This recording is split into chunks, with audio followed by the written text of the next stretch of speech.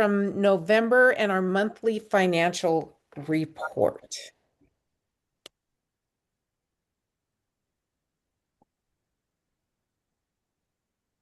And I move that we approve the consent agenda. okay. Second. All right, it's been moved and seconded. I have Peter and Rena.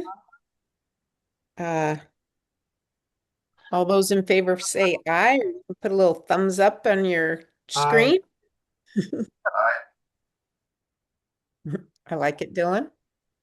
Linda, can we correct my name spelling We can. as part of that approval? We can. Decesari, I'm assuming. It's DECESARI is the correct Oh, spelling. And in here it has extra A's. extra A's. Oh, I see that. Yes. Can we get that changed? So I'm going to go back and we'll take the motion if you guys are good with the change of correcting Jody's name to be capital DE, capital CESARI. So with that correction to the minutes of ensuring we've got Jody's name spelled correctly, can I now ask for approval of the minutes? Motion to approve. Dylan? Can I get a second on that with the correction? I'll second. This is Dell. Thanks, Dell. Dylan and Dell. Awesome. All right. With the correction, motion made and seconded to approve. All those in favor say aye, please. Aye. Aye. Aye. Aye. Anyone opposed? All right. Motion carries. Thank you. And thank you for correcting us on that spelling, Jody. As you can see by my name, I'm very particular about the capital K as well in there. Okay, Executive Director update. John, what do you got for us? All right, Caroline's going to bring up the PowerPoint slide. First off, I want to say pre-holiday, I actually had my fall background slide, and now I feel coming after Thanksgiving and with how cold it's been, I actually ended up having to change it into like a winter background because of the snow that came this last weekend and everything. So I did that quick change this morning, but I'm gonna, in some ways, work to keep this brief so we can jump into our annual meeting. Just a reminder again, this is December is always our annual meeting where we do approval of the budget and election of officers as outlined in our bylaws. Also, I am glad that they are both here today. Just a huge thank you to Senator Warnock and Rosalinda Kibbe. This is their last meeting on the board, and both of them have been here since really the beginning of the organization. So we don't really want to let them go. The bylaws are just requiring this to happen.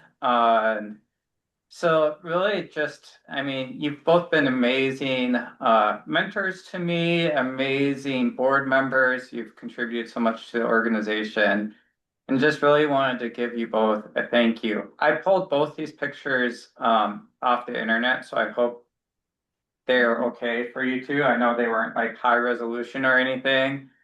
So I apologize for that in advance, but thank you both for all that you have done and been part of the board. I don't know if either of you want to jump in and make a comment.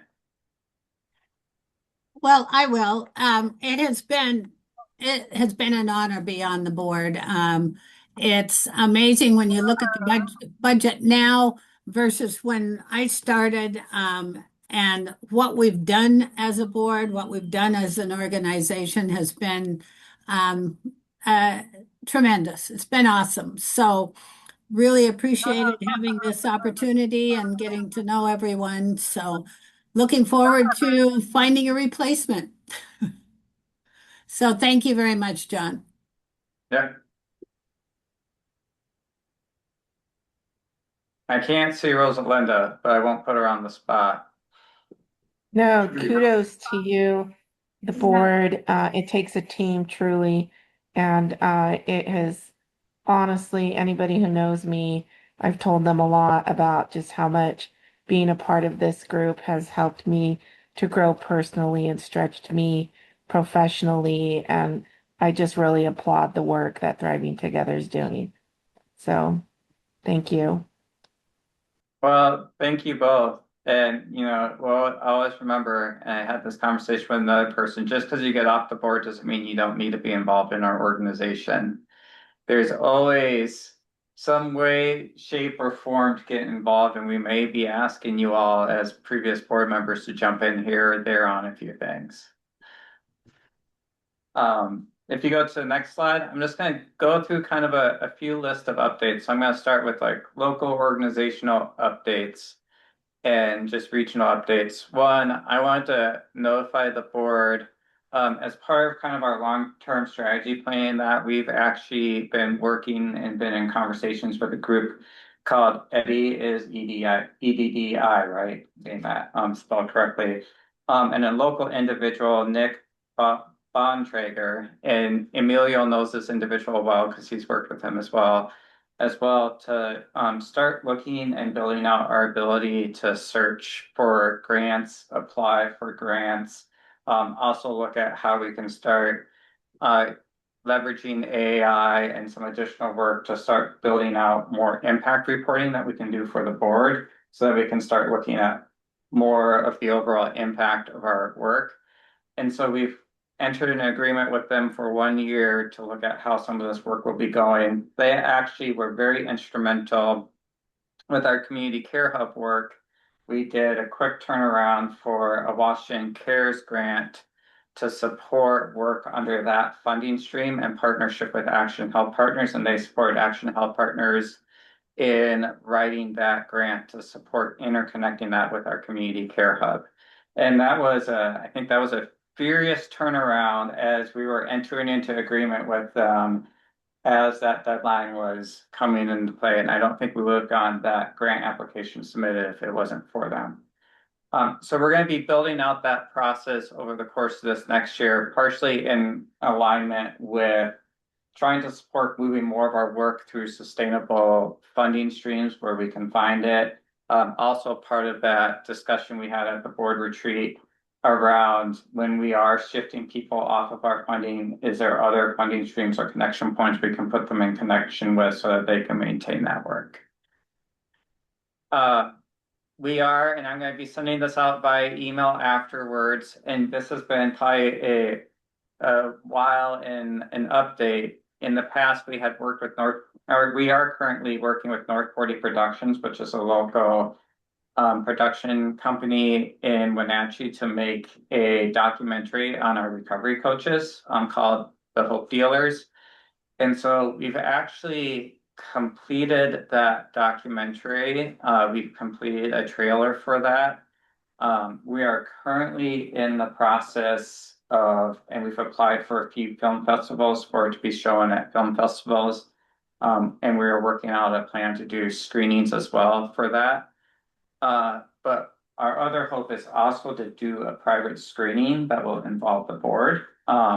So I'm going to share with you guys via email the trailer. I think I got approval to share the full documentary. So look for that in email. The one caution I put out there that we've been told by North 40 is it still needs to stay in the private channel until we get through the film festival application process, because film festivals sometimes like to be the first official screening of a video. And so I wanted to make sure the board had a sense of that work and what it looked like and you had access to it. We're also be working to schedule a private screening that the board will be welcome to attend as well. The videos turned out phenomenal, and it's been in this I don't want to say we've been trying to keep it a secret in a way to meet with how we're releasing things. I really just want to get it out there, and I really want to get it to the board. So look forward to that.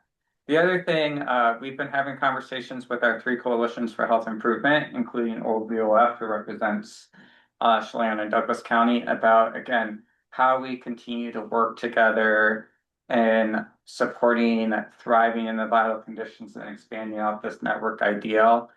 we're finalizing kind of a working agreement document that looks at how we continue to partner and support each other that we plan to bring to the board in February.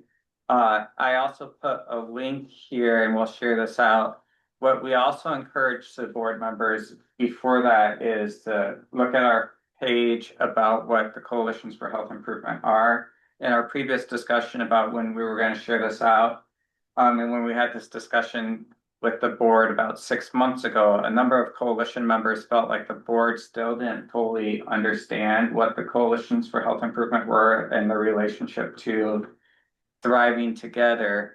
So we're going to spend, and I think we're shooting to target this for February. We're going to spend some time reminding the board about our relationship with the coalitions, as well as going through this working agreement, so that you all have an understanding of what we've been discussing about and what we're shooting for, in partnership with the CHIs. I think this will be, and it's actually been a really valuable conversation with the CHIs to really start looking at, besides a contractual funding agreement we have, how do we really work together and how do we leverage and support each other, and step away from having that tied to funding. More to come on that. I saw Ruben's been part of those conversations. I didn't see Ryan on yet. Ruben, did you have any comments or anything you wanted to make to that point? A little, yeah, it's kind of difficult to really separate all of it, but I think we've surgically done the best that we can. And I think we've come to a really good agreement. There's been a lot of work done by Monty and his consulting firm, the Thriving Together leadership team. John, great facilitator, great leader in all of this. So thank you, John, for getting us through this. And with the work that I think that all the CHIs have put into it, there's a lot of heart into the work. So I appreciate it. Thank you. And just call up to Wendy and Veronica have also been part of those conversations too. So appreciate the work they've done in partnership with this. Next slide. Kind of keeping a little bit of that train of thought, but switching to legislative advocacy. So our legislative committee has been meeting to start refining some advocacy priorities for this next legislative session. What we also did in partnership for that is our goal was to hold roundtables in each of the Coalition for Health Improvement areas. So we actually held one in Grant County. OVOF held one in Chelan Douglas. And then in Okanagan County, we're taking a different tactic to do individual meetings because of scheduling. And so we're working on getting some individual meetings scheduled out for them. And our ultimate goal was to really identify a few key priorities from each of those roundtables or individual meetings that we could roll up to a regional advocacy agenda or priorities that we could focus on supporting in conjunction with Blake through this next legislative session. So you'll see on the screen at this current point in time, here is the 6 that have risen to the top. I put in parentheses really what section or what area they really boiled up to, whether it was Grant Chai, OVOF, one specific to Thriving Together, that's an organizational one, and then the legislative committee at the end also wanted to make sure there was a focus on food access and security.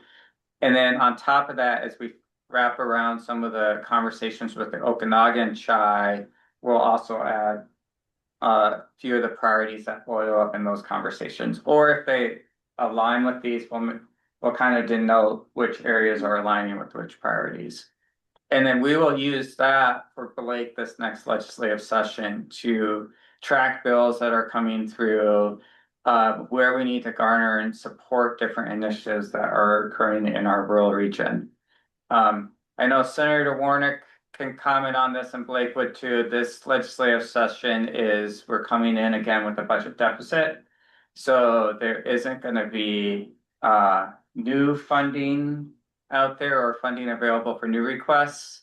But in some ways, it's really going to be more of an advocacy for which programs we really need to protect versus which programs get cut. And then Senator Warnick, I saw you came off screen, so I don't know if you want to make a comment. Yeah, and you stated that very well. Everybody I talked to about going into the legislative session is prioritizing what we need to protect.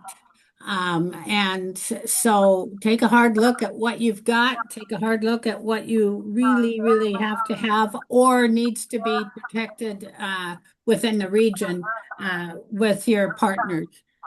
Because we will not have a lot of extra revenue at all coming in. So, in fact, they might be looking for cuts. Now, I heard this morning the governor is um, proposing his budget. He's releasing his budget middle of December. So take a hard look and see what he's doing with it. But and then let us know if there's anything we can help with. But it's going to be a lean, very lean budget, I think, this year or this coming session. So pay attention to what the governor is requesting because that's usually the base budget. So. And we'll, I know as we get into legislative session, Blake will more directly keep the ledge committee updated on a pretty routine basis. And what we'll try to do is to provide kind of a summary update to the board in a regular cadence too, so you're all staying up to date on some of the things that we're tracking. Good. Go to the next slide. Just a few board updates I wanted to make sure there's a reminder on. So we are looking at doing a special meeting December 15th, 3 to 4 p.m. And this has really two primary objectives. We're going to be finalizing two contracts, one with Action Health Partners and one with Advance as part of the Community Care Hub work that we weren't able to get finalized by this meeting. And those contracts are greater than 250,000, so those require approval by the board to enter into. As well, and I lean on Linda for this if the timing is going to work. You all have to also go through my annual evaluation and wrap up my annual evaluation, so there'll be time available in that meeting for you guys to take care of that. Correct. Linda, you want to say anything? Nope, they should have all got an email today. So that would have come out this morning. So yes, we're on track. All right, keep a lookout for that.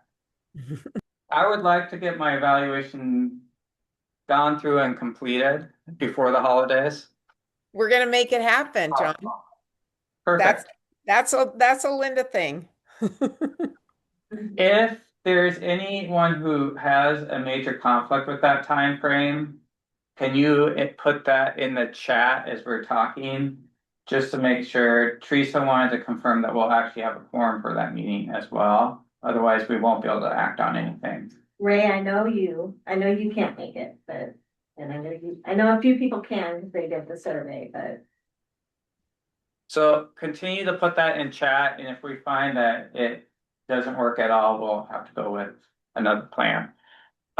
Board recruitment, I just wanted to put this out there. I know Manuel is going to be going through the annual election. I'm still also having a few conversations with people interested that I will route to the governance committee. So just because we're going through the annual election right now doesn't mean that when there's open spots that we can't fill them throughout the time. So don't be surprised if we go through a process early next year as well. The board retreat document, there was a survey that went out to gain input on the board retreat. Ultimately, there were no changes directly to the document based on Facebook, just some recommendations on some next steps. So we will be taking that information. We'll work with the exec committee as appropriate to implement some of the timeline and next steps in that board retreat document. And then just a kind of reminder, at the end of this meeting, we're going to have a follow-up based on the roundtable from the last board meeting around how do we intersect when the urgent needs come up, such as the cut of SNAP benefits. And then if you go to the next slide, just a few statewide updates to, and wow, I accidentally misspelled the word hub, so I apologize for that. the coalition of ACHs, I had announced that we're in the final process of hiring an executive director. And we can now officially announce it's Nicole Peppers, and she is the current executive director for Southwest Accountable Community Health, and so she will be moving into the coalition executive director space. She's really, again, focus there is to continue to build relationship with statewide entities, to support interconnection with the ACH work, also to support building connections with the legislature as well, on broader alignment work of the ACHs. And I didn't even notice you made that correction, Caroline. So You're welcome, John. I'm here to make you shine. That's impressive. The Community Care Hub, in partnership with that, there was a Community Care Hub of Washington presentation on November 24th. I know Rena was able to join that. And that was really to share, again, some of the broader work of the Community Care Hubs of Washington, or the 9 hubs of the ACHs, and where people can interconnect with that, with a primary focus to statewide advocacy groups, legislators, and state agencies. If that recording comes out, I'll also share that with the board, because it's just I know one of the questions that came up at the last board meeting was, what are some of the generally the ACH is more broadly doing across the state? And that, I would say, is a good webinar to watch to get kind of that base level, what do all community care hubs have in common? And then today, the ACHs actually had a conversation, a number of us had a conversation with Senator June Robertson, the Healthcare Authority, and the Health Benefit Exchange, on where community care hubs can intersect in this Medicaid redetermination, Medicaid work requirement space that's going to be coming up in HR 1. And really the conversation is around how are we as community care hubs connecting individuals with navigators and people who are able to support our residents on Medicaid eligibility and work requirements. And then as those individuals need additional support, how are those navigators connecting into the community care hubs so people can get that support that they need so that they can stay in a space where they can maintain some of those requirements to meet Medicaid requirements moving forward. Nothing really was committed or dedicated, but it was really a conversation space on how do we start leveraging, based on the budget climate and everything else, how do we leverage current infrastructure to support keeping people on Medicaid? This is the twice annual redetermination process that is destined to drop a lot of people unless we really lean into it. Is that right? Yeah. Yeah. So it's twice a year redetermination, and then for eligibility, and then there'll be work requirements associated with it. And I think CMS really hasn't released all of the details on what that looks like yet.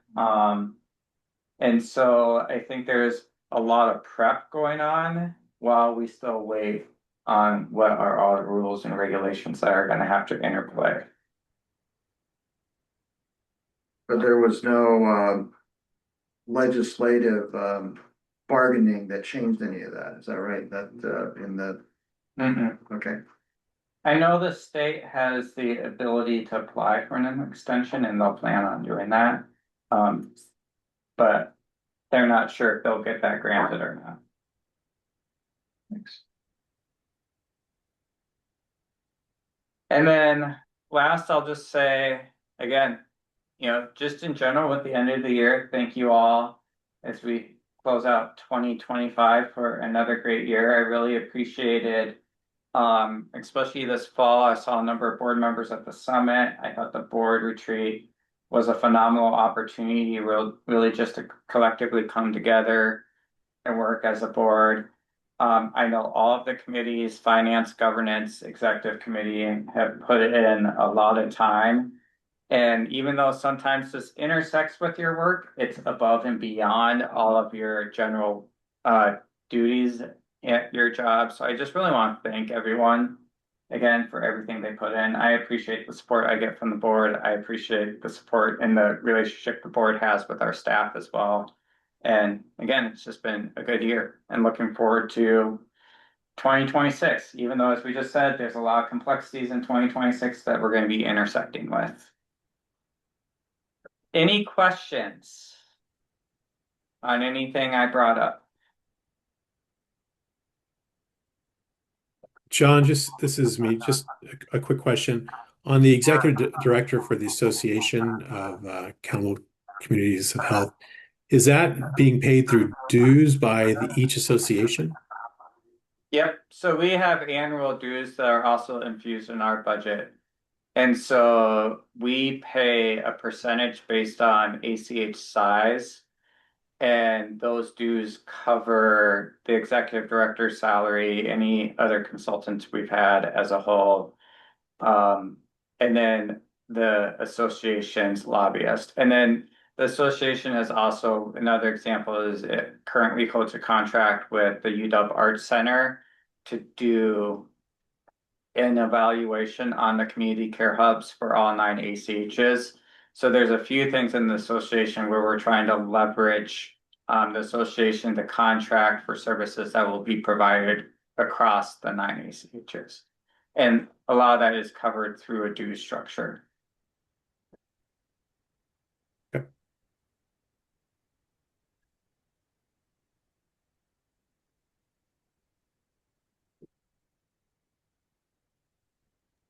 Perfect. I will hand it back to Linda. All right. Thank you. Just checking where we're at here. Ooh, look at us, right on time. Sarah, we're gonna make them, we're hoping that we're gonna approve our budget today. So what do you got for us? Okay, so if you can check, thank you. Spot on. All right. So a couple things I really wanted to point out. We have refined the budget. These budget numbers do include the 2 contracts that you will be meeting about on the 15th.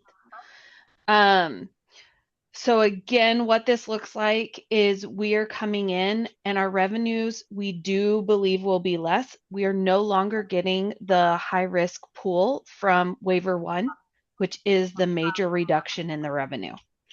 We have budgeted conservatively for our revenue as we obviously build out Eddie and a few other things that John brought forward in his ED presentation. So we are looking to end the year at a planned loss of 3.3 million.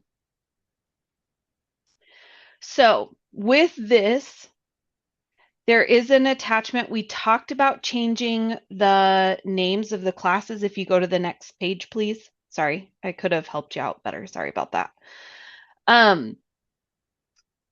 As we move into 2026, we're going to start aligning the ledger and the classifications that we're using, or the classes, to align more with our strategic plan. So again, I just want to remind everyone, John gave a really good presentation last meeting, that what you're seeing here are the classes that you will see in 2026 financials and forward. And this is breaking the budget out in those classes by the work that's being done. If anybody has any questions, please feel free to hop out and give a shout out. What I really want to move to now is the projections. And this is really important because we know in the next few years, we're going to take some pretty planned losses. Okay. And I want to assure the board that these losses are planned, but they are planned because we need to wrap up the work that we started. Okay. And so what you're looking at here is this is 2024 data year to date through September 2025. And then we projected out 26, 27, 28, and 29. Now, strategically, we have been very conservative about the revenue that we are projecting out for good reason. It takes a couple of years to get a decent grant cycle in.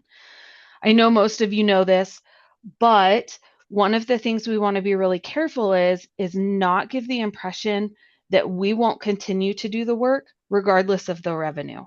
We have the reserves to do it. It has always been the board's wish. And so you will see those planned losses.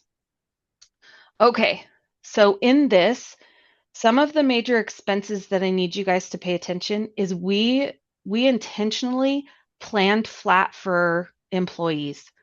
We're about where we're going to be. There's going to be an addition maybe here or there, but for the most part, we do not anticipate reducing staff if we can help it. Another thing is that we used a 5 million base for the project work that we're doing.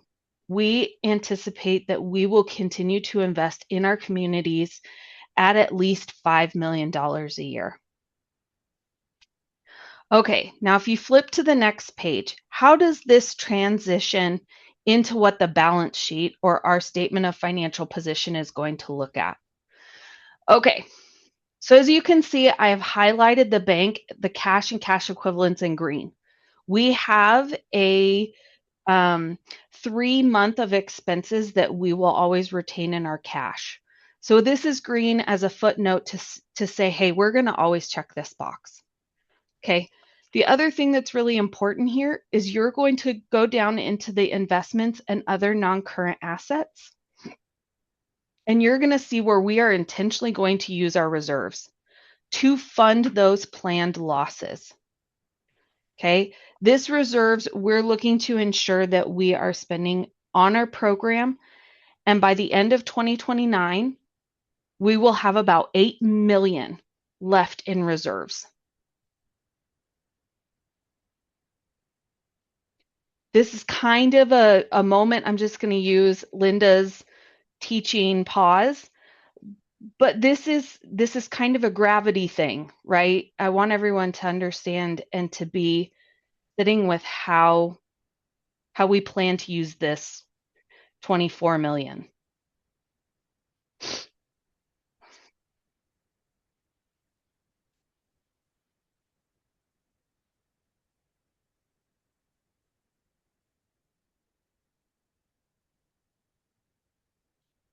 Okay, and even with the use of these funds that have been set aside from waiver one and the other investments, the reinvestment of our returns, we will still, even in 2029, we will still have an overall asset or net asset of 9 million. That is still really healthy. Now, as we build out Eddie and some of these other items that as you guys develop, this may be more, it may be less, but we are going to continue to insert these variables into this projection and probably continue out in the years. And that way we can do some actual at these meetings, some planning, future planning and strategy, and linking the strategic plan to actual dollars to then our annual report and getting these sort of all linked together so the story can be consistent and told more effectively as we go for revenue.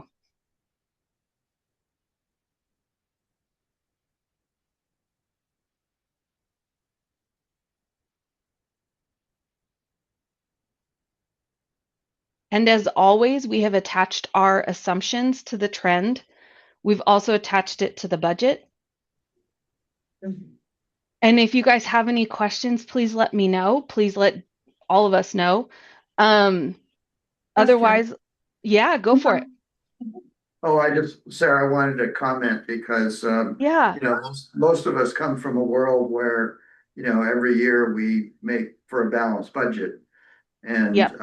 You called it out, but, you know, we don't want people to be shocked that in the coming years, you know, we'll be looking at a bottom line like that for the next 4 years where we'll be running operating losses, but that's essentially planned because we have the money, we've committed to projects, and we're gonna spend that money. So I just don't want people to be asking questions about why we have a loss every year. But as you said, in the out years, 2029, you know, we will be looking for other sources of funds because we can't be spending at this level indefinitely without funds to replace them. Correct. Which is why if we start getting into the grant world quicker than we anticipate, you will see these projections updated. This projection will come a couple of times a year for everyone to kind of see the progress and how we're going. And this also helps support any strategic planning you guys might do at the board retreat.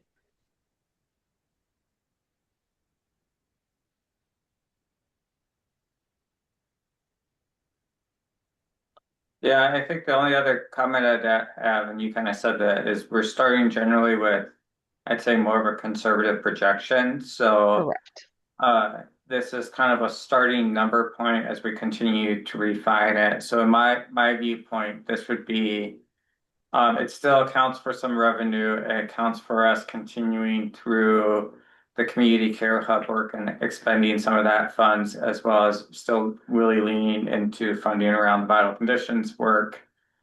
But the revenue projections outside of what's already been committed are pretty minimal. So if we are able to generate more revenue to support some of this work, the likelihood is it would end up with a more positive outlook in 2029. It's more likely to see that based on Correct. our work over the next few years than to see a more negative outlook on what our cash assets would be in 2029. I hope.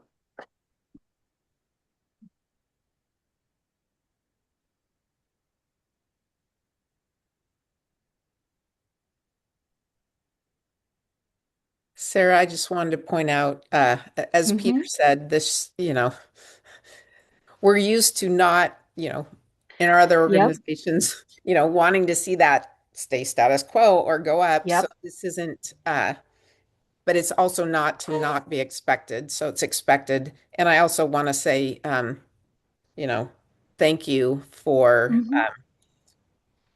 the presentation, how it's presented, knowing that we're, as we look at 2029, yeah, that's 4 years down the road, 3.5, depending on how you look at things. But at 3.5, where we're at with 2029 and your conservative outlook, makes me feel hopeful for sure. Yeah. We got a lot of time to do some good work. Well, and we can't shock the system. We just spent all these years building a system. If we took any major drastic steps, we all know that would not go well. I don't know how to say that differently. Yeah. And we shouldn't do that. Yeah, absolutely. I think that good presentation, by the way. Thank I you. really appreciate the context in which you presented it. And I do appreciate the direction that this organization is taking and keeping its mission of supporting the community in that pivot, especially through these, political times, the way things are going, you've taken an investment and planned it well and listened to actually what the board did talk about during our retreat. So I truly appreciate that approach. It's an investment in the communities, but it's a well thought out financial approach. And like a couple of you already said, I truly believe that, and I believe in it because that's an approach that I took. I never look at how much I need to survive. I look at how much I need to thrive.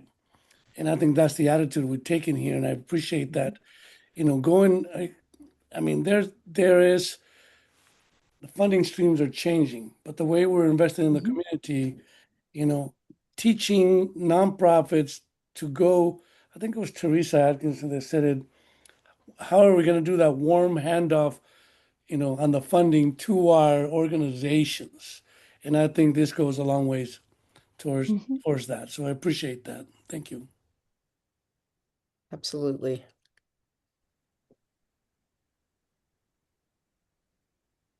Any other questions, comments? Sarah, I just wanted to ask on the 45K lobbying. I'm sure you've done the PDC registration and so on, and confirming that we're not using any federal funds, correct? Correct. Okay. Correct. It warms my heart you asked that. Not many boards actually do. So this is, All right. Thank you very much. of sir. course.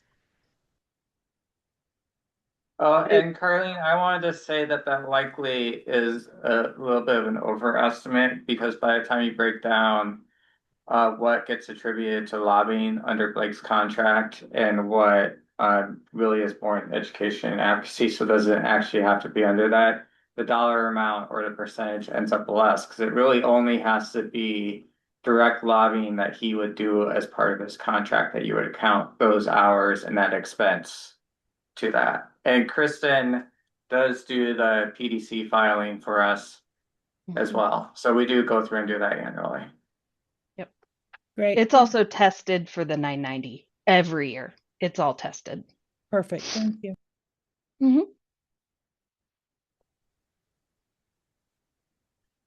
I want to make sure before we move on, one of the things we do need to do since we jumped into the financial trends is to determine if we're going to vote and approve the annual budget, which is pages 16 and 17. Do we need a motion? We do. I was going to go there next. This is Manuel. I move to accept the proposed annual budget. I'll second. This is Carlene. It has been moved and seconded that we approve the annual budget. And John, you said those were pages 16 and 17 in our packet? Correct. Yes, if I'm looking at the screen correctly. Okay. So I'm looking at your screen. I'm looking at my packet screen over here. All right. All those in favor of approving the annual budget as presented, say aye. Aye. Love it. Any opposed? Okay, motion carried. 2026 annual budget has been approved. Thank you again, Sarah, for all your work, and John and the team back at the office for what you're doing. So, thank you. All right. Our next item. Oh, Manuel, presentation of draft annual election slate. All right. As I mentioned during our last meeting, we created slates for review by the board for motion to approve for different areas.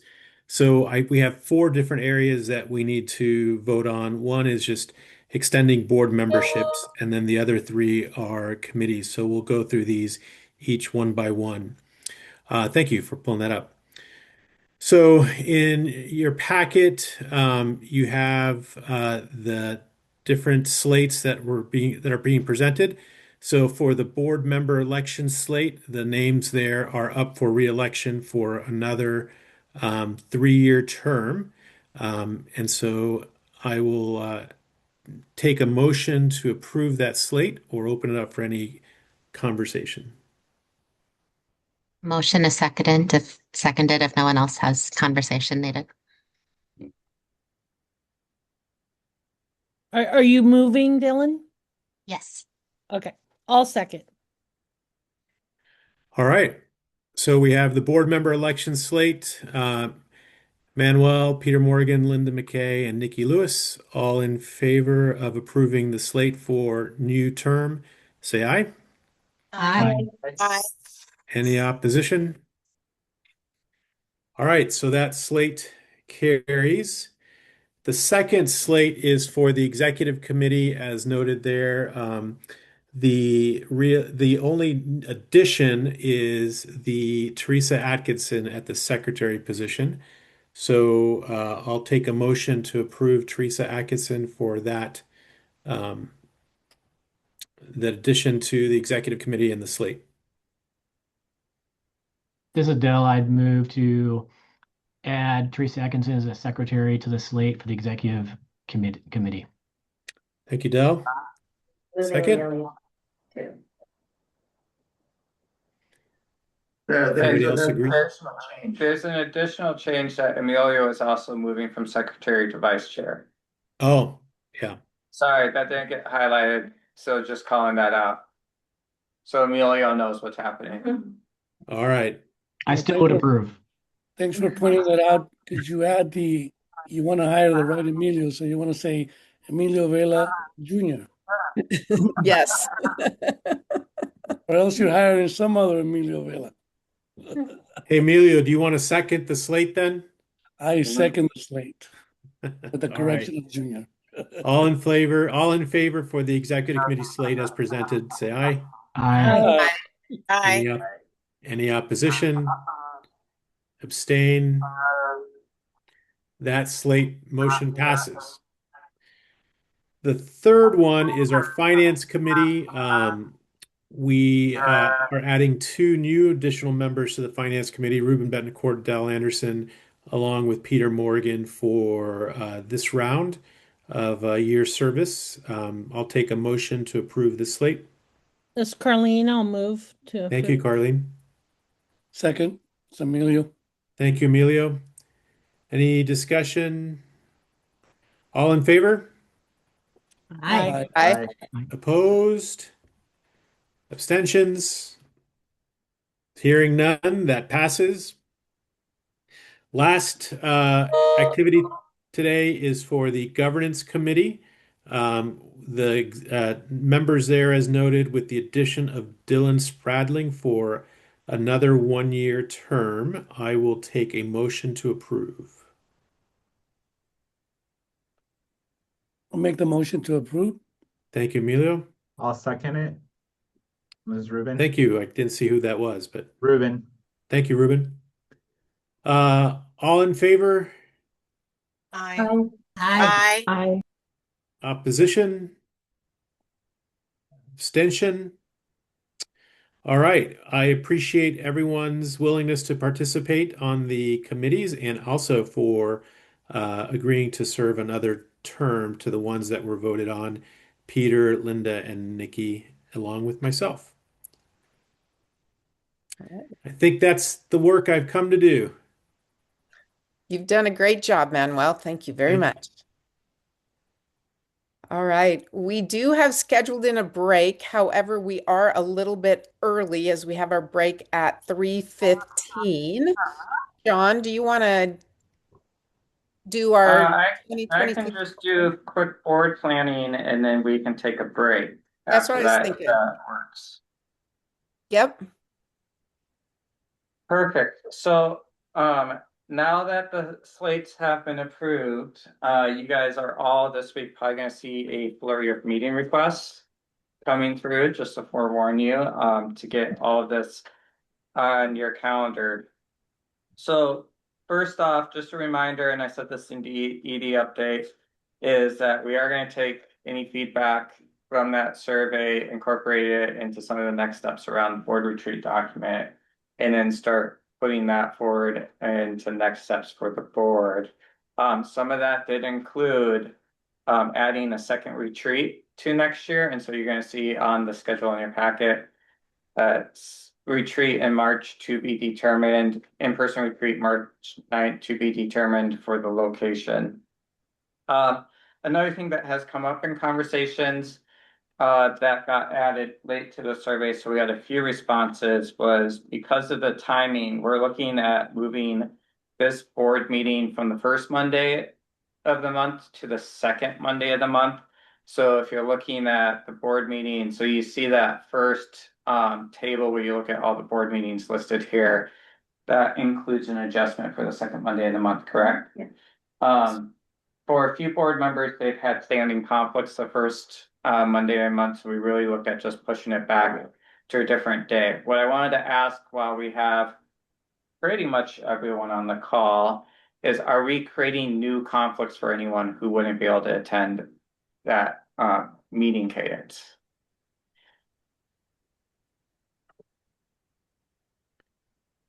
I wouldn't be able to tell you just yet. Well, does that mean no one else has scheduled these yet and we're beating them to the punch? He just got back from vacation. Oh, he just got back.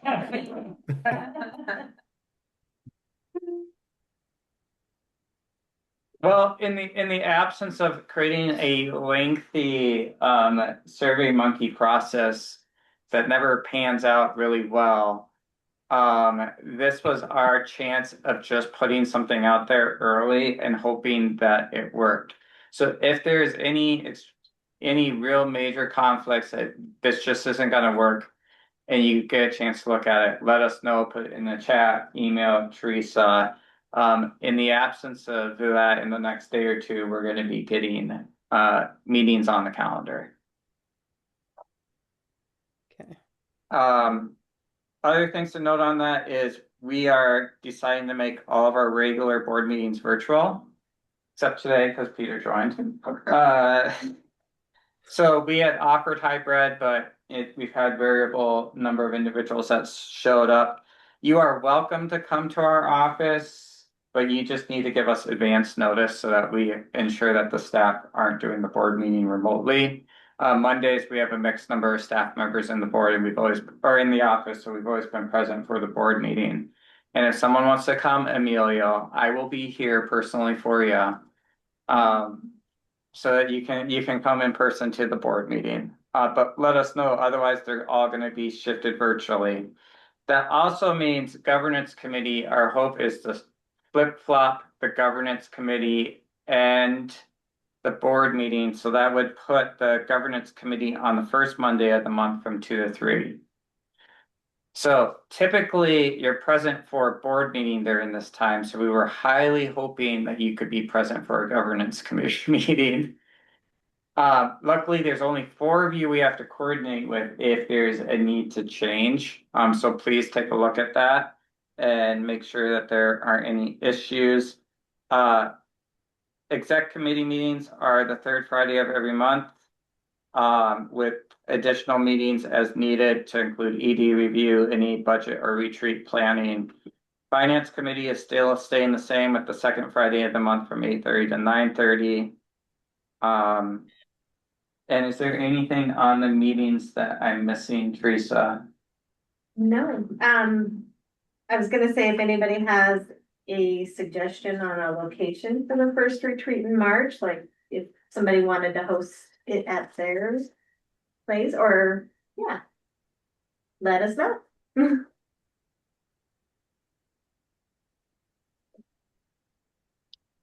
So you all heard that. We're taking location suggestions or host suggestions. Yeah.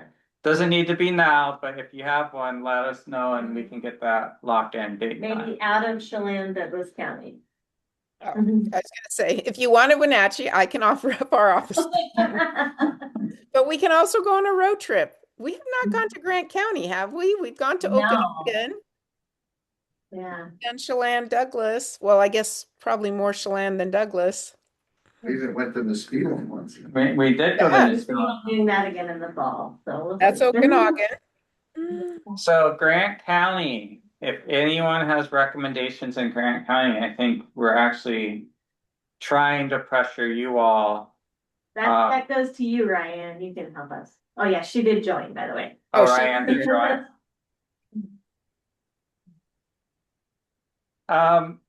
The only other thing I really have is be on the lookout for the annual conflict of interest and code of conduct disclosures that we sign every year. So again, we'll sign it out. So any potential conflicts you'll list on the annual document. And then we send out our code of conduct for the board and have board members sign as well. Senator Warnick, thank you as well. I see your comment in the chat.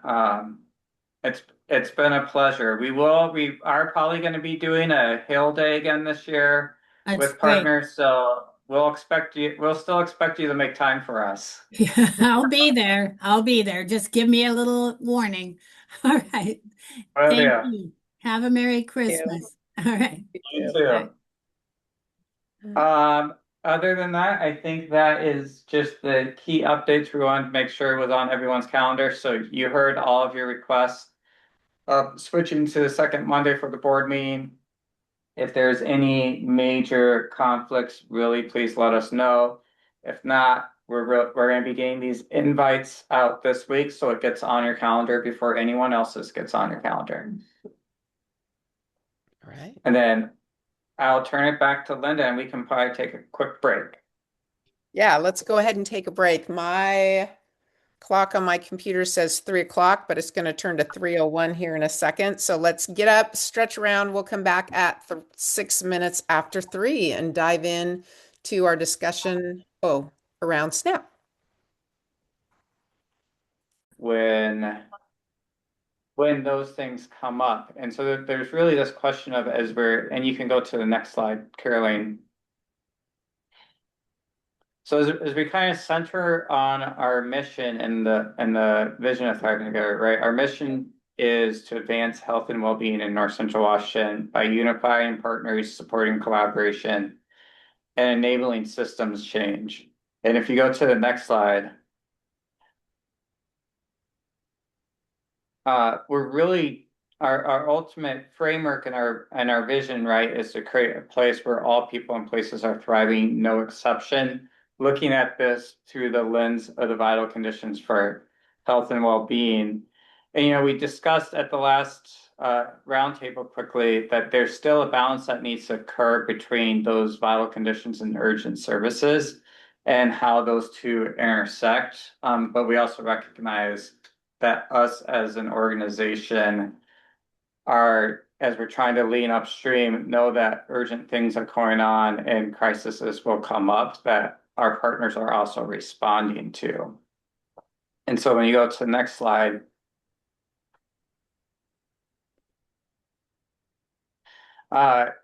you could apply any concept or any topic to this, right? But last meeting, the idea around SNAP benefits were being cut. And then the question really came to play, what, if any, role should Thriving Together play when things like this occur? So think about this as a little bit of a scenario that you could interplay other topics into, and other topics will really come into play. So as we're leaning forward into this upstream work, things such as last month when the shutdown occurred and SNAP benefits were going away. SNAP benefits in some households in North Central Washington were reduced or removed. So what this starts to create, and I know Rena would be able to jump in on this specific topic, right? It creates immediate food insecurity and stress for affected families. It creates a lot of pressure on the organizations that are supporting those systems, and to how do they respond to this just sudden cut in benefits, sudden need for food access and food security. And so while Thriving Together focuses on long-term systemic improvements, this represents kind of an urgent short-term need that may justify us, because of our ability of being flexible and nimble, shifting to figure out how we jump in and provide support. So go to the next slide. So using that as an example, and interplaying it in other ways, and kind of a past example of this that came up in the early days, right, was the pandemic. How would an ACH intersect and interplay in the COVID-19 pandemic? What we want to do is break you all up into small groups, and we're going to give you, I'd say we'll give you 15 minutes. Or did we set it for 10, Caroline? Or can you adjust that right now? I can adjust You're good? it right now. Yep. And I want you all, 15 minutes, I want you all to use these 4 question prompts. Should Thriving Together allocate a portion of its capacity to respond to an urgent need? And use SNAP as an example because it's a good tangible way to think about this. What types of support or action would be most impactful in this scenario? How does this engage align with our mission and values? And how can we balance urgent responses with ongoing vital conditions commitments? So these are 4 key questions you can use as prompts in your discussion. I'm not saying that you have to allocate 2 minutes to each, but kind of just work through these in your discussion. And what I'd like you all to come back for is really at least 3 to 4 key main principles or comments or bullet points that we can kind of start building together as how would thriving together, like what are some key principles that we would use moving forward to engage in these kinds of scenarios? So I can take these and pop them in the chat, or Caroline, I can't see the chat. Can you go back one slide, please? Yeah. Yep, give me a second. Okay.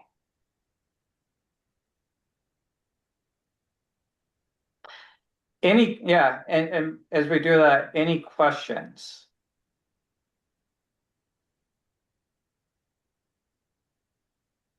As we move through this, I really want to be faithful to previous kind of board decisions and thoughts, like the thought processes. Um, and I've been kind of grappling with what exactly is our rubric or our ladder or whatever that we use in decision making for things like this. And do we have one? And how do we kind of standardize it so that just because I feel really strongly about something doesn't mean that that should happen just because Dylan thinks it's a good idea. And I've been curious about that and how we can, like, what am I missing? And John, I And muted you. Okay, so you know I muted you. yeah, I Sorry. know. Just to cut the audio, sorry. You know, I don't think we've had any formalized or rubric around this. I think in some ways we've provided some responses here and there, but not in a formalized way. I typically would say that we've tended to lean to not leaning into things as much versus jumping head on into pandemics. Even I'd use the COVID-19 pandemic as an example where I think other ACHs really shifted and jumped into that in a much greater degree than our region has. But I think this question comes up a number of times throughout the year, and that's why it's really coming to the board is not specific to the scenario, but as differing scenarios like this come up, how should we think about responding and how does it help drive our mission forward? And it doesn't have to be like, yeah, so I would leave it at that. And that's kind of the initial discussion that we're looking for today. So not missing anything because it's never really been a specific discussion of the board. Love it when it's not a personal problem. Thank you. Other questions? Manuel, did you have a question based on the slide, or you wanted mostly to see? I just wanted to see that scenario. Okay.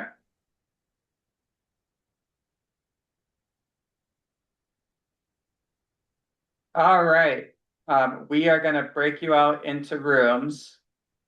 And so if for any reason you're not able to see anything and you need something put into your room, or if these questions don't carry over, please let us know so that we can make sure that you get the information. And otherwise, Caroline, are we ready to break out into rooms? And then we are gonna expect each group to report back a few key highlights out of their discussion. Okay, I'm gonna open the rooms.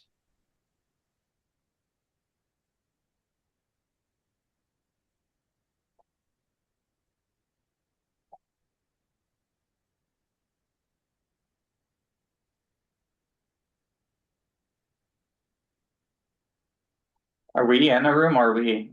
No, but I can send you to one if you want. No. I just I think selected it's the option okay. not to send the host. Well, and it's you know, with 4.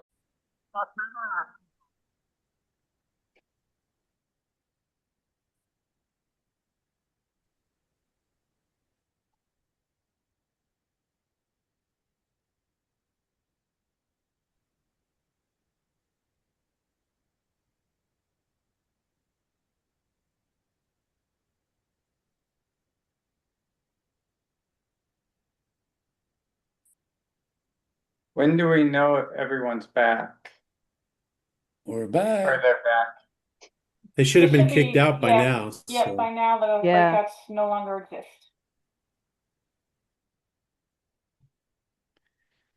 So you have some of those prompts still in the chat. I'm curious, why don't we just go room by room, and if someone wants to report out some of the key highlights, I'm sure you all assigned someone to report out before you left. So room one, Ruben, Linda, Rena, and Rosalinda.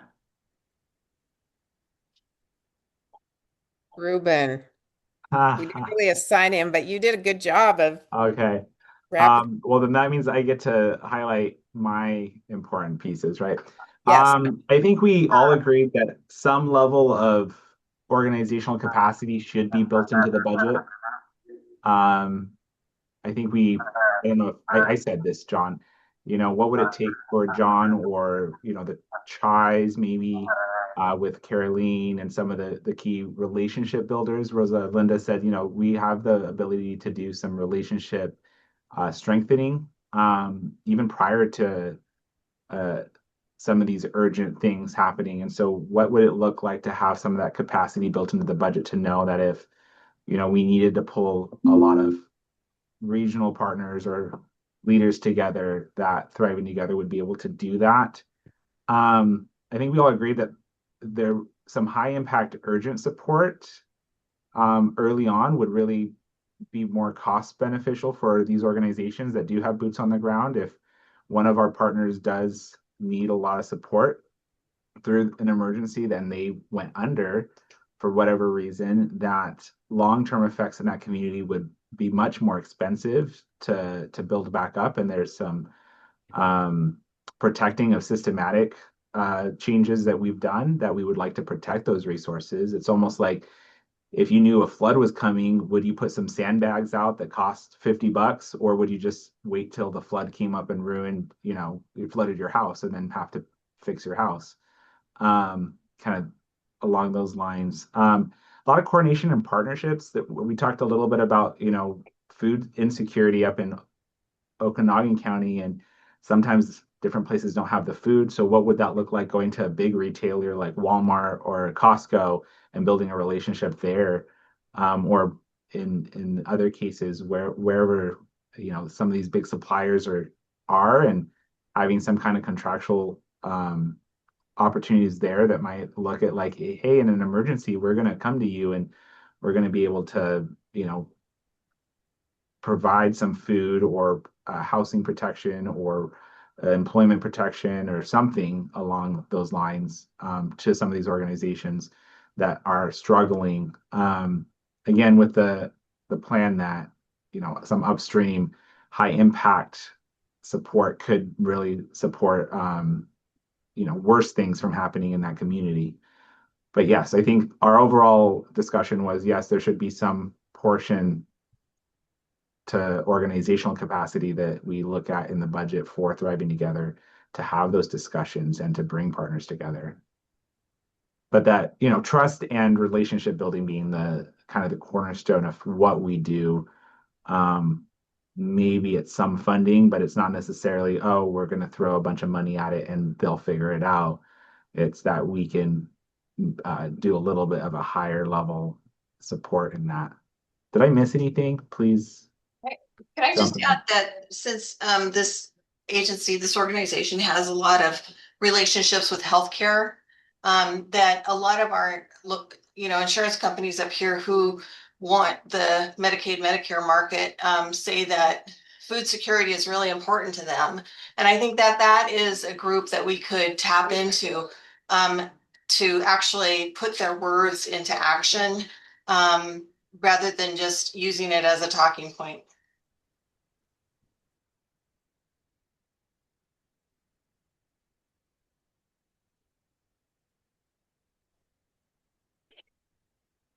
Don, you're muted. I'm sorry, I muted you again.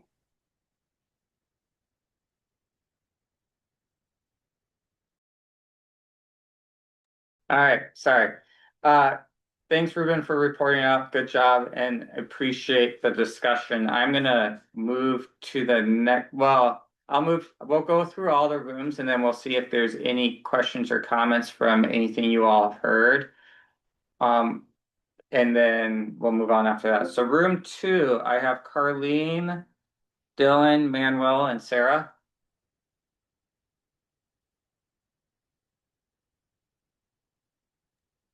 Well, we didn't elect anybody, and if I'm looking at the questions, I think we didn't look at the questions. Well, you gotta report something out. I know. I'm trying to figure out how to mold what we talked about into answering the second question. I think the initial, obviously the initial response is when there's a need that somewhat fits with what we're trying to do, it's to say yes.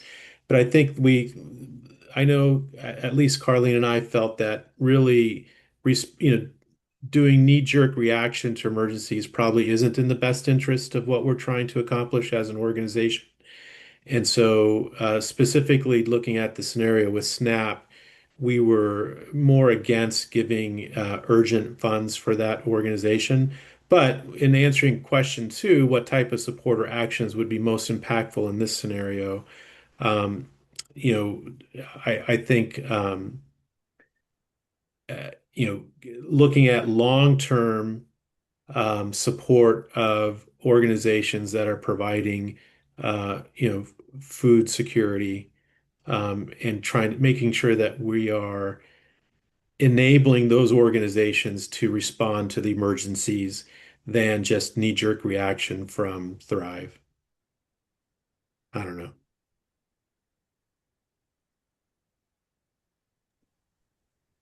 Well, and we just wanted to also added in terms of leveraging and helping, like if there's a bridge or a need that can help that piece to, as Ruben was saying, to maintain a system, I think those are valuable pieces. We just have to be really careful as emergencies arise. If there are other ways for those needs, those unmet needs to be met, we want those to happen first and foremost, but to also help them and nudge those along to build more capacity, rather than to just be about giving out without strategic outcomes.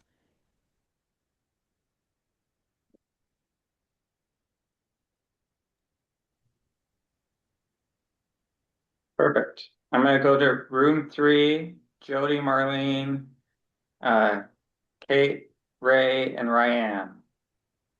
I voluntold myself to take notes in the beginning, so I designated myself.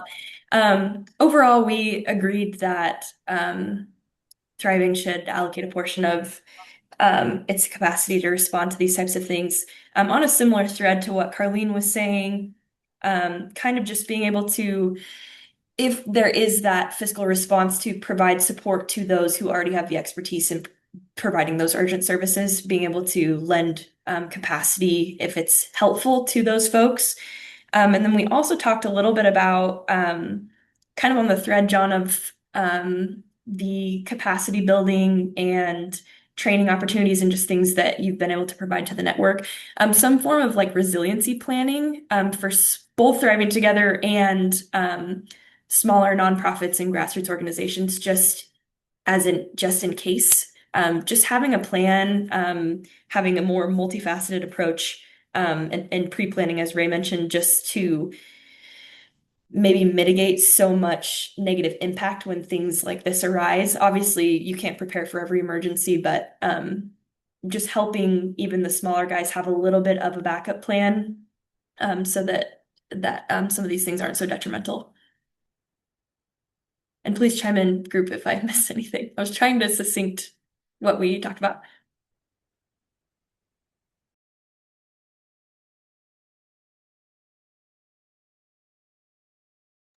I think that's very similar to what Ruben was saying.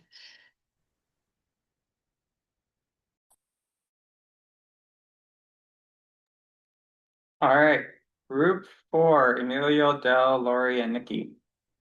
So I'll report out from our group. A very similar discussion to what the other group members have already discussed.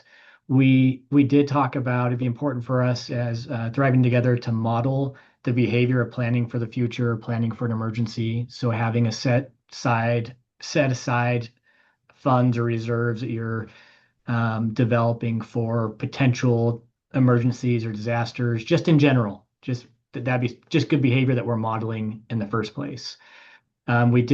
We thought yes to each of the questions, that we should allocate a portion of our capacity, and then and what that looks like. We discussed being a convener of groups, and so becoming very well acquainted with our partners across our region that already supply and provide food, housing, and some of these SNAP benefits. So then we could help these providers convene and to partner and to look for ways that we could get the resources out to the public, because the public's not fully aware of who has what and where they can go in a time of need. And so I think any way that we can help get that information out to the public would be really helpful. The only thing I think we discussed too, or that I brought up or raised concern, was that because of the nature of the work that we do is striving together, I think there needs to be a line that we're not the service provider. And so I think people shouldn't be coming to us for food or for housing or for that, but we need to help them, the public, reach out and with these resources so they're more aware, and then we can help fund those convening partnerships or help the contracts, as stated earlier, with like when you do something with like Walmart or Safeway, that we can help these partners convene and take leadership in that role. But I think I'd have concern if we're trying to act as a service provider to those goods or products. I think I covered that all. Anything else from the group? Good job. So let me just generally open it up as we've listened to the report out. Does anyone have any questions of other groups that they have anything they heard to get a little bit more detail on the report out? Or is there any common thread or comment you want to make based on what you heard? Emilio, you unmuted, so I'm assuming you're going first. Well, there was a point that I think one of my colleagues did in the group, I think it was Nikki, about the board convening to make certain decisions, and agree upon decisions. Like if there's a need, we did talk about weaving existing resources. I mean, the purpose of why we are who we are.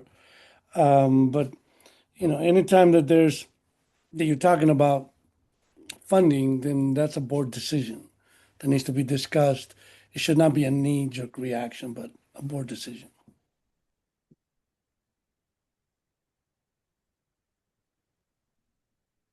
Rena, I thought I saw you come off mute. I didn't know if you wanted to say anything.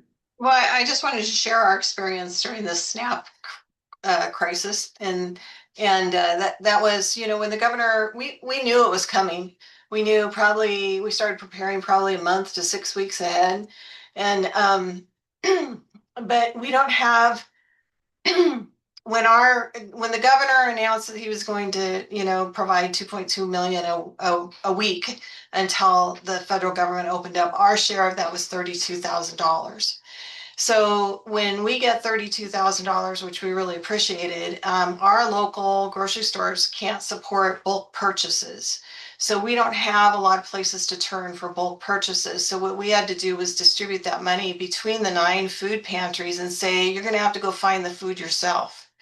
And that's why I think Ruben was hitting on, the idea of if Thriving Together can leverage its networking, and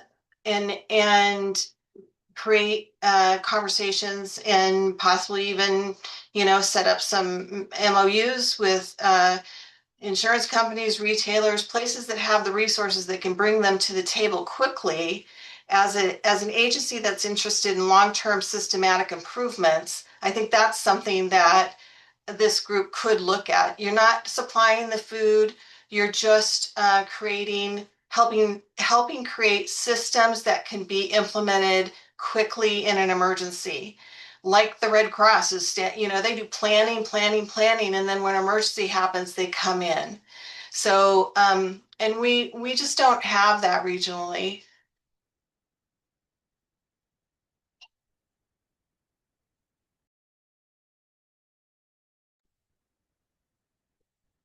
Other comments or thoughts that people want to jump in and share?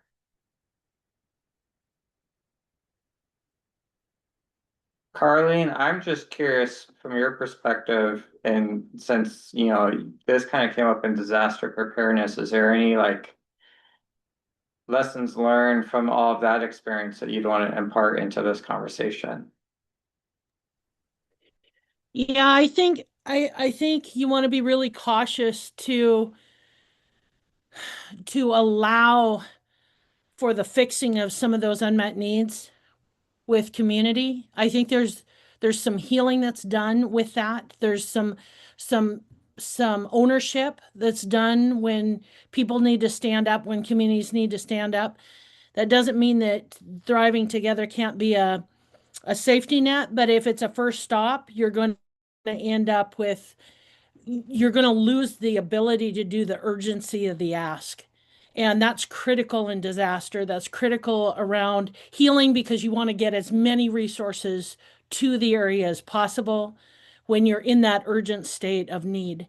And so, again, going to that leveraging point of helping with systems, just like Rena just said, connections or other pieces, I think are more critical.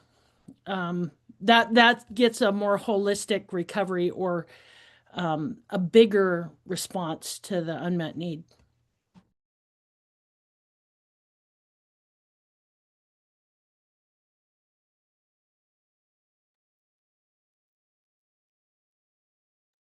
So I feel like go ahead. Oh, I was just gonna say, somebody else asked in our group, what about WSDA and USDA? And I said, they're tapped out. We have been talking to them forever. They don't have any more resources. They don't have any more access to food. So I think we have to create these networks within our own communities. And there is there was a large response here in Okanagan when we pleaded for support, but it was, came in a little late and it wasn't systematic and it wasn't huge because we don't have a philanthropic community. I did reach out to Beth Stipe at the North Central Washington Community Foundation, asked if she could run a special fundraiser, and she said she couldn't because they're in the middle of their fund drive, but she would try to message on the fact that food is needed. So we just don't have those systems set up regionally. We don't have the resources here locally to do it on our own either.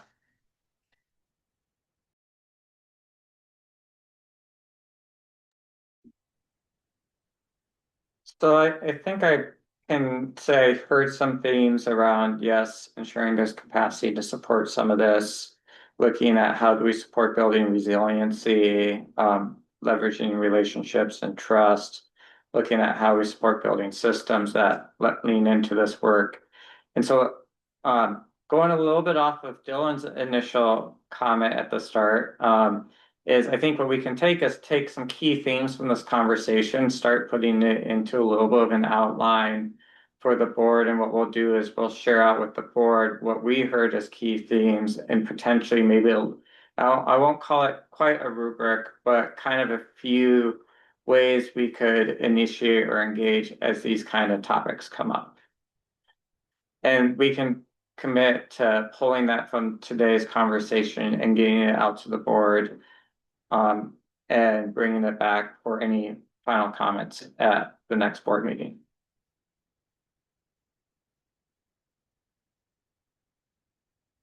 I appreciate the time and I appreciate this discussion, especially after we got through all of the annual board meeting things. And with that, I'll turn it back to Linda. All right. Any thoughts, final thoughts that anybody wants to share, comments, affirmations before we adjourn?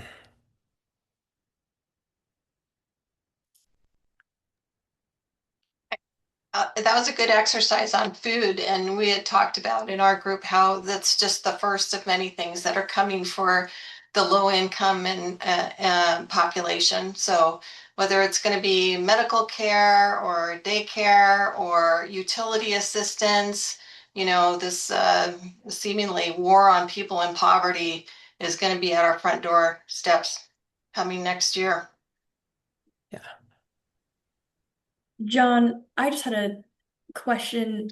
Something we had talked about too was, since we have Blake as such a good legislative tool and kind of doing that outlook with for the legislative committee and whatnot, I'm wondering if there's a way to do some form of, again, I'm gonna say the resiliency planning for as we can see some of these things projected and what's gonna happen, what we think is gonna happen, especially in the climate we're in with the budget, to be able to get even further ahead of some of these things before they happen, as Rena mentioned. Just a thought. I don't want to add any complexity to our already complex legislative agenda and asks for the year, but I just was curious.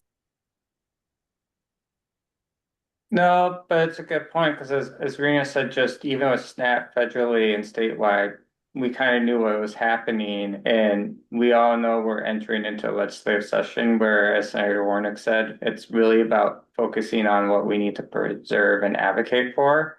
So, there's that while understanding that we're going to come out of the legislative session where we might be entering into another space, not quite as dire this, but similar where we're going to be taking hits and cuts. And how do we provide a response to that? And even some of the work that we did with Steve and the CHIs around the federal reduction and the state reduction stuff, that was kind of a good initial conversation, but we could always look, how do we apply some of that to then how do we use our relationship and trust to build resiliency in the system? So I think politically having our ear to what's happening federally and state does help us pre-plan or get in front of some of these issues, and we can start discussing them 2 months before they happen instead of the day after it happens. Yeah. Is there a way we can leverage foundations? Okay, so I'm sitting with something Manuel said in our small group, but is there a way we can leverage foundations to build that resiliency instead of just relying on one or the other?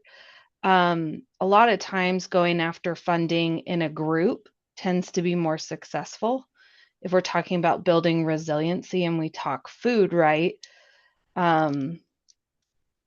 Is that something, I don't know, that the CHIs or we can work? Someone help me finish this thought. It's sort of like half formed as I sit with Manuel's comment to bring that resiliency to the area. So it's like diversified funding. So if I put in my finance hat, right, you can't have any one funding source that holds too much of the pie.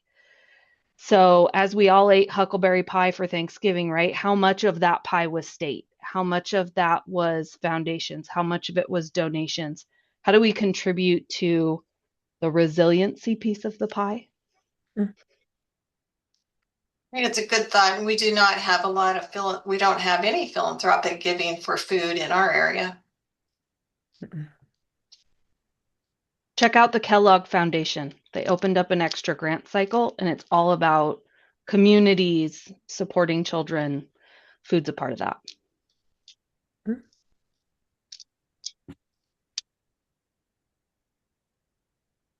Oh man, well, Sarah mentioned your name 3 times, so do you want to finish any thoughts of hers? I must have not been listening when I was talking. Well, so Manuel, we sat on opposite ends of the question, right? So he was like, I would give nothing. And I was like, I would, of course, do this. Like, here's how, blah, blah, blah. And hearing no, and a really good reason why that no made a lot of sense, made me think of, okay, so how do we tackle the problem in a different way? And I got squirreled off in that, thinking, how do we work not around the problem, but bring more to the table than just, okay, we're not the right person, but then how do we help other people see who is the right people? So I went to solution driven.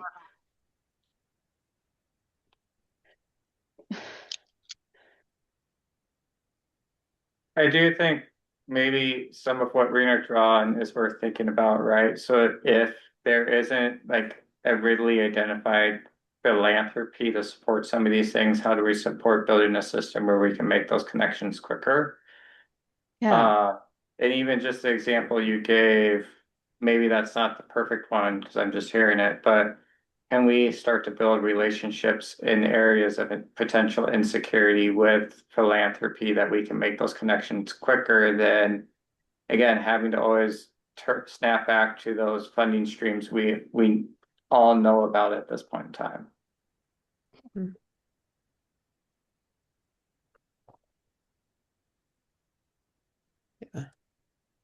Yeah, I think there is great opportunity in the healthcare system for that. I know Confluence Foundation gave us $10,000. That was really nice. Yeah.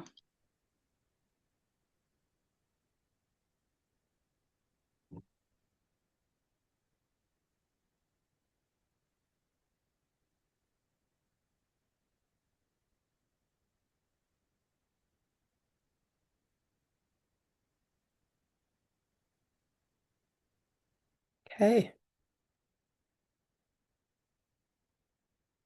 I think we're good. John, anything else you need from us before I adjourn?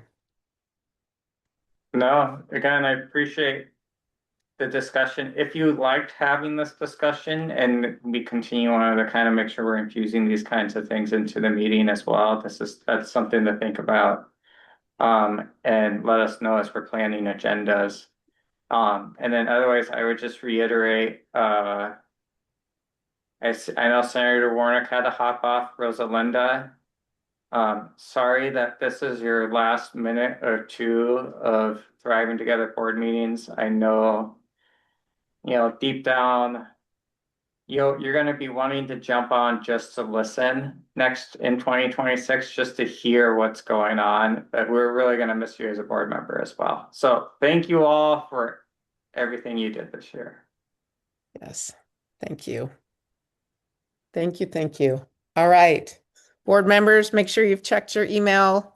We'll be in touch. Take good care, everybody. Bye. Have a good evening.